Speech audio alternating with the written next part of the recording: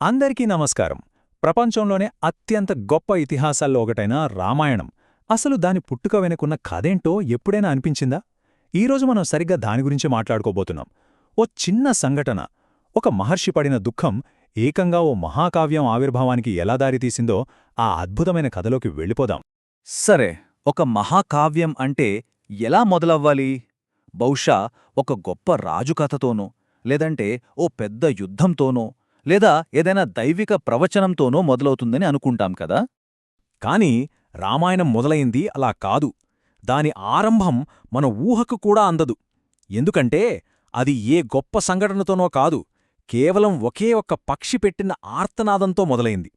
అవును, ఆ ఒక్క చిన్న విషాదమే యుగయుగాలుగా నిలిచిపోయే ఒక మహా ఇతిహాసానికి పునాది వేసింది. నువ్వు నిజంగా ఒక శ్లోకాన్ని రచించావు, ఇందులో ఎలాంటి సందేహం లేదు. ఈ మాటలన్నది ఎవరో తెలుసా? సాక్షాత్తు సృష్టికర్త బ్రహ్మదేవుడు. ఈ ఒక్క వాక్యంతోనే ప్రపంచంలో ఒక కొత్త కవితారూపం పుట్టింది. అసలింతకీ ఈ మాటల వెనుక ఉన్న కథేంటి? పదండి తెలుసుకుందాం. ఇక మన కథానాయకుడు వాల్మీకి మహర్షి. ఆయన జీవితాన్ని శాశ్వతంగా మార్చేబోయే ఓ సంఘటన జరగడానికి ముందు అంతా ప్రశాంతంగా ఉంది. ఆ క్షణంలోకి వెళ్దాం మనం. చూడండి, వాల్మీకి మహర్షి అంటే సాధారణ వ్యక్తి కాదు, గొప్ప తపస్సంపన్నుడు. ఎంతో క్రమశిక్షణతో తన మాటను అదుపులో ఉంచుకునే ఓ మహనీయుడు. అలాంటి గొప్ప వ్యక్తి ఓ ప్రశాంతమైన అడవిలో ఉన్నారు. అక్కడే మన కథ మొదలవుతుంది. ఆ అడవిలో ఉన్న నిశ్శబ్దం ఒక్కసారిగా బద్దలయింది. ఎక్కడ్నుండో వచ్చిన ఓ వేటగాడి బాణం ప్రేమగా గడుపుతున్న క్రౌంచపక్షుల జంటలో ఒకదాన్ని బలి తీసుకుంది. క్షణాల్లో ఆ పక్షి కిందపడిపోయింది. తన జంట పక్షి పెట్టిన ఆర్తనాదాలతో ఆ అడవంతా దద్దరిల్లిపోయింది. ఆ హృదయవిదారకమైన దృశ్యం వాల్మీకి మహర్షిని కదిలించేసింది. ఆయన మనస్సు కరిగిపోయింది. అంతులేని దుఃఖం, చెప్పలేని కరుణ ఒక్కసారిగా ఆయనని ముంచెత్తాయి. ఆ పక్షి పడుతున్న బాధ తన బాధే అన్నట్టుగా ఫీలయ్యారాయన. వాల్మీకి ఆ దుఃఖంలో అలా మునిగిపోయి ఉన్నప్పుడు కథ ఊహించని మలుపు తీసుకుంది. ఎవరూ ఊహించని విధంగా సాక్షాత్తు సృష్టికర్త బ్రహ్మదేవుడే అక్కడ ప్రత్యక్షమయ్యారు. ఆ దుఃఖంలో ఉన్న మహర్షి ముందు ప్రత్యక్షమైంది సామాన్యుడు కాదు, ఆయనే లోకకర్త, ప్రపంచానికే ప్రభువు, చతుర్ముఖుడు, అత్యంత తేజోవంతుడు. అవును, సాక్షాత్తు బ్రహ్మదేవుడే వాల్మీకి కోసం భూమి మీదకు దిగివచ్చారు. బ్రహ్మదేవుణ్ణి చూడగానే వాల్మీకి ఒక్కసారిగా ఉలికిపడ్డారు. తన దుఃఖాన్నంతా పక్కనబెట్టి వెంటనే లేచి నిలబడి చేతులు జోడించి ఆ దైవిక అతిథికి పూజలు చేశారు. చూడండి, ఒక ఋషి పడుతున్న వ్యక్తిగత దుఃఖము కాస్త ఒక దైవిక సంభాషణగా మారిన క్షణమిది. సరే, ఇక్కడే అసలు అద్భుతం జరిగింది. ఒక మహర్షి గుండెల్లోంచి వచ్చిన ఆ గాఢమైన దుఃఖం ఒక కవిత్వంగా, ఒక శ్లోకంగా ఎలా మారిపోయిందో మనమిప్పుడు చూడబోతున్నాం.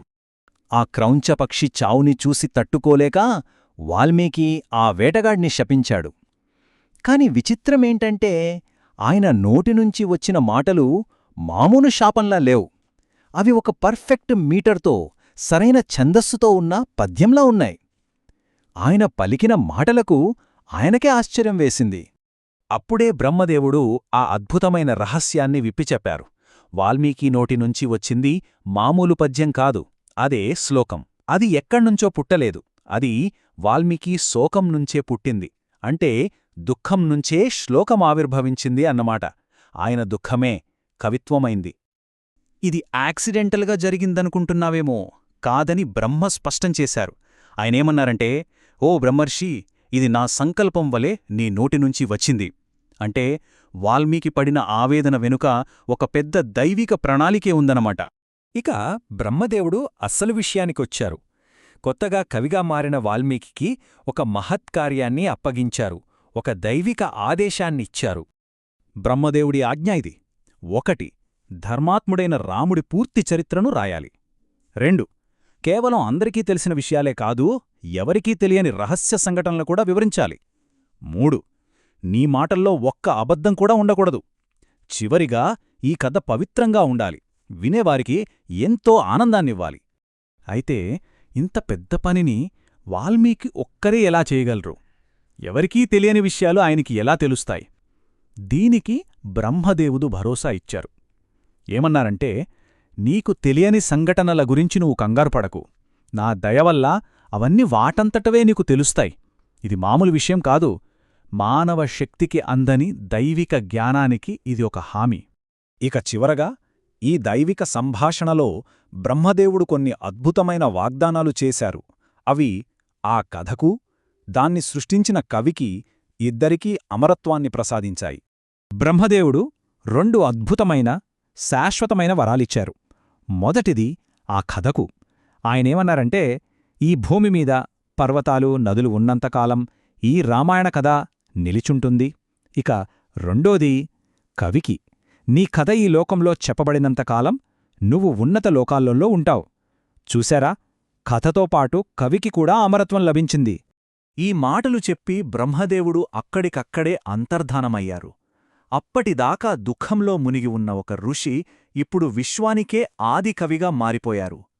వాల్మీకి, ఆయన శిష్యులు ఆ జరిగిన అద్భుతానికి మాటలు రాక పూర్తి ఆశ్చర్యంలో అలా నిలబడిపోయారు. ఈ కథ మన ముందు ఒక పెద్ద ప్రశ్ననుంచుతుంది. వాల్మీకి యొక్క గాఢమైన శోకం ఒక మహాకావ్యంగా ఎలా రూపాంతరం చెందిందో చూశాం కదా. మరి మన జీవితంలో మనం ఎదుర్కొనే తీవ్రమైన బాధలు, కష్టాలు, అవి కూడా మన గొప్ప సృష్టులకు, మన ఎదుగుదలకు ఎలా నాంది పలుకుతాయో ఒక్కసారి ఆలోచిద్దాం.